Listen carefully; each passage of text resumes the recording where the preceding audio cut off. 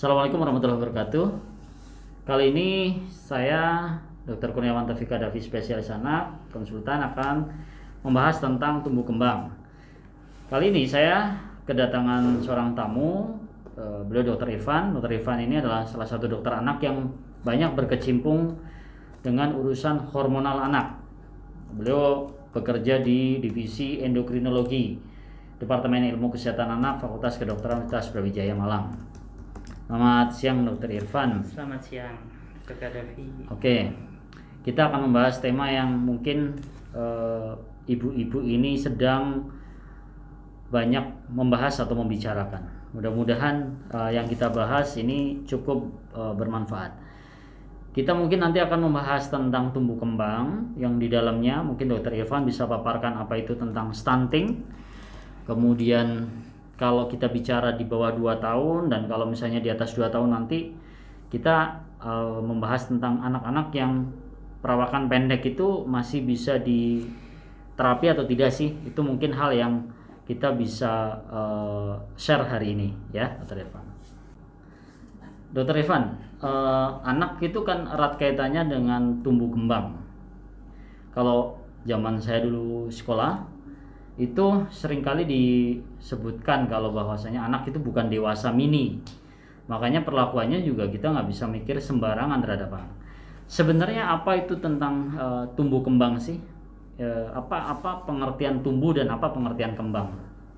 Ya, menarik sekali ya Dr. Davi. Jadi kata-katanya adalah anak bukan dewasa mini ya. Jadi artinya yang membedakan anak dan dewasa adalah proses bertumbuh dan berkembang ya. Jadi kita lihat dari kata pertama, sebenarnya tumbuh kembang ini adalah suatu proses yang tidak bisa dipisahkan ya. Jadi tumbuh dan berkembang tidak bisa berdiri sendiri, tumbuh sendiri, kembang sendiri, tapi hal yang berjalan bersamaan, di mana proses tumbuh itu adalah perubahan fisik yang bisa kita ukur.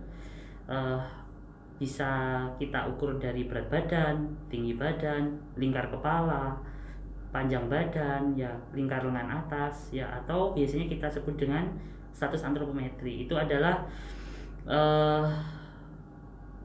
proses pertumbuhan, di mana proses pertumbuhan ini sesuai definisi ya, karena tumbuh dia itu mengukur 2 titik. Artinya kita tidak bisa menyimpulkan apakah pertumbuhan anak ini baik cukup dengan sekali datang. Baik, betul ya. Jadi seringkali kan ada ibu-ibu yang datang ke tempat praktek kita ya, datang, "Dok, anak saya ini gangguan tumbuh kembang nggak sih?" Kayak gitu. Sedangkan kalau kita tanya menggunakan aplikasi Primaku atau KMS kadang-kadang nggak bawa. Nah ini kan seringkali menyulitkan ya. Tadi Dr. Irfan katakan tidak bisa diukur dari 1 kali pemeriksaan. Mungkin Dr. Irfan bisa jelaskan lebih detailnya seperti apa? Iya, seperti yang disebutkan tadi, bahwa untuk mengetahui proses pertumbuhan itu apakah normal atau tidak, kita butuh monitoring pertumbuhan, di mana monitoring pertumbuhan ini kita butuh paling tidak minimal 2 titik. Semakin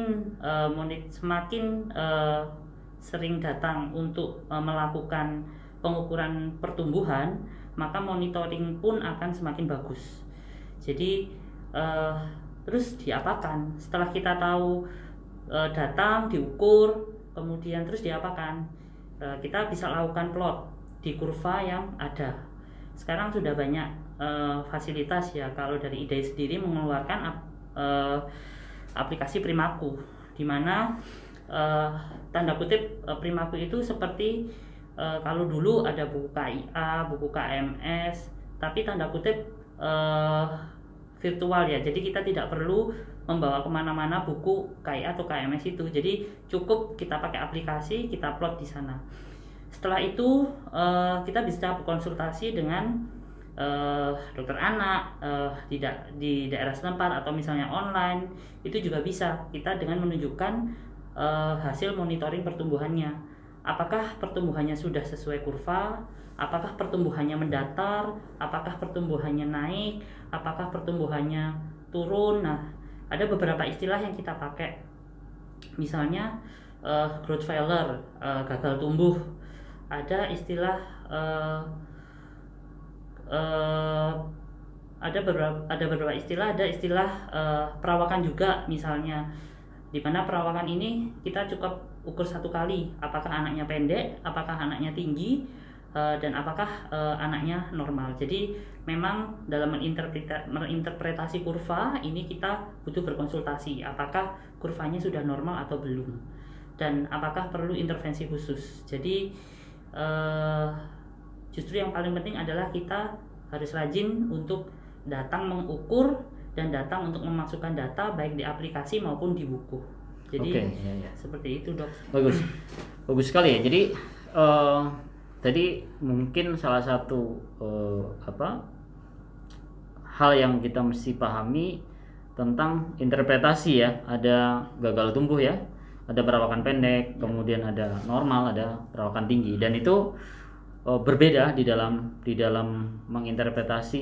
Kalau kita menginterpretasi pada satu titik itu nanti kalau misalnya kita ngomong gagal tumbuh, berarti kita perlu melihat yang namanya gagal kan tidak bisa dinilai dari satu kali pemeriksaan. Oke. Nah, jadi ini yang kita bahas tentang tumbuh ya, Dok ya. Kalau mungkin saya bisa menarik kesimpulan sementara ya, apakah tumbuh itu identik dengan peningkatan jumlah sel ya, pertambahan jumlah sel ya, mungkin itu bisa ya. Jadi kalau kita melihat secara seluler, tumbuh adalah pertambahan jumlah sel, di mana parameter kalau pada anak bisa diukur dari berat badan, tinggi badan, seperti itu. Kalau kembang itu apa? Perkembangan itu gimana? Yang tadi Dokter Irfan katakan bahwasanya pertumbuhan tidak bisa dibedakan dengan suatu perkembangan itu.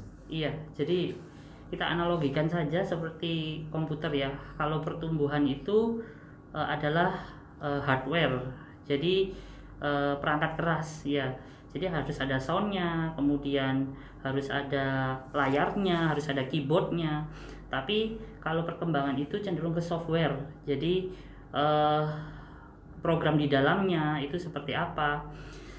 Di mana perkembangan ini adalah pertambahan dari kemampuan struktur dan fungsi tubuh yang lebih kompleks akibat dari pertumbuhan itu tadi.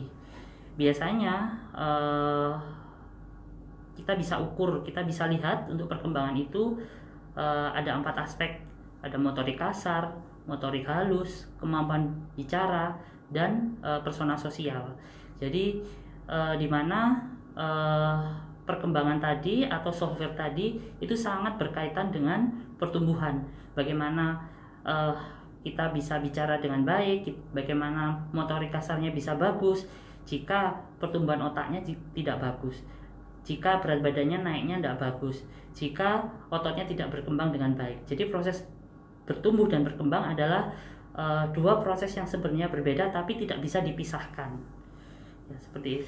Setuju sekali ya. Sebagai contoh misalnya pada anak-anak gizi buruk ya, dia biasanya akan mengalami keterlambatan di dalam gross motoric delay misalnya, atau motorik kasarnya terlambat.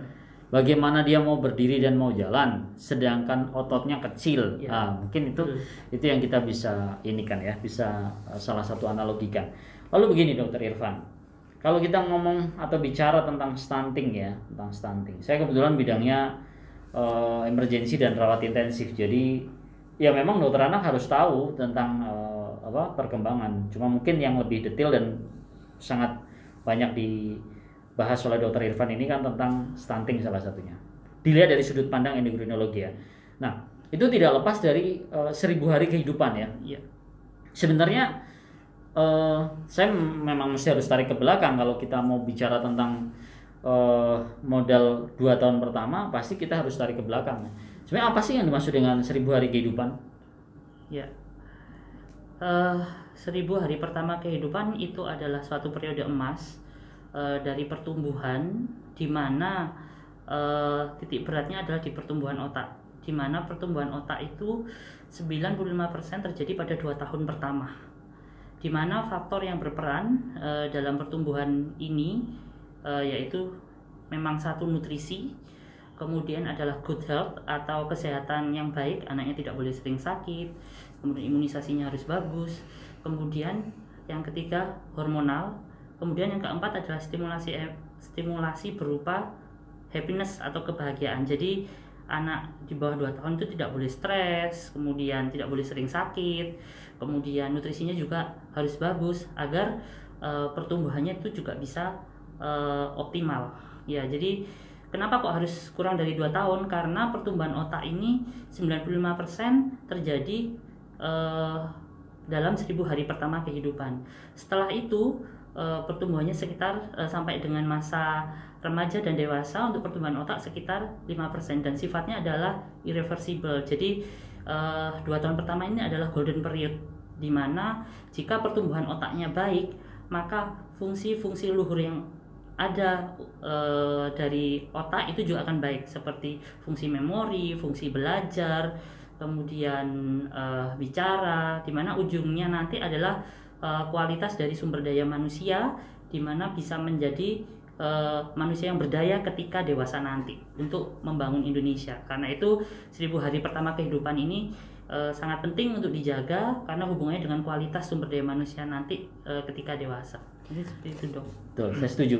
Bila 95% proporsi otak anak itu sudah mendekati dewasa ya, 90% dari total ya. Iya. 5% itu buat para ibu-ibu dan para orang tua semuanya dicapai sampai dengan usia 10 tahun. Artinya kalau kita terlambat di usia 2 tahun, kita hanya punya spare persentase untuk bisa mengejar otak dewasa adalah 5% itu ya. Oke, makasih.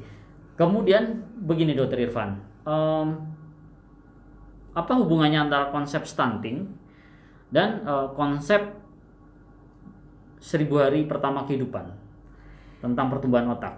Ya, kita tahu bahwa stunting adalah merupakan salah satu parameter permasalahan gizi yang sifatnya kronis ya, yang sifatnya lama gitu.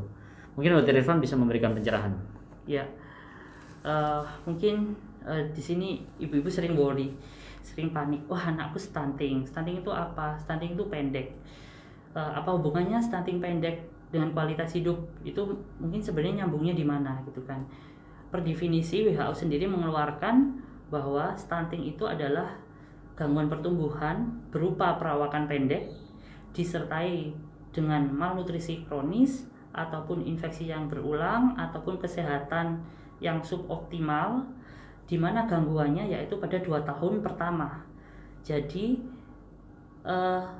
pendek yang terjadi pada anak ini tidak hanya pendek saja, tapi harus ada gangguan malnutrisi, kesehatan suboptimal, kemudian terjadinya pada 2 tahun pertama. Artinya apa? Artinya tidak hanya gangguan pertumbuhan berupa pendek, tapi juga ada gangguan defisit kognitif.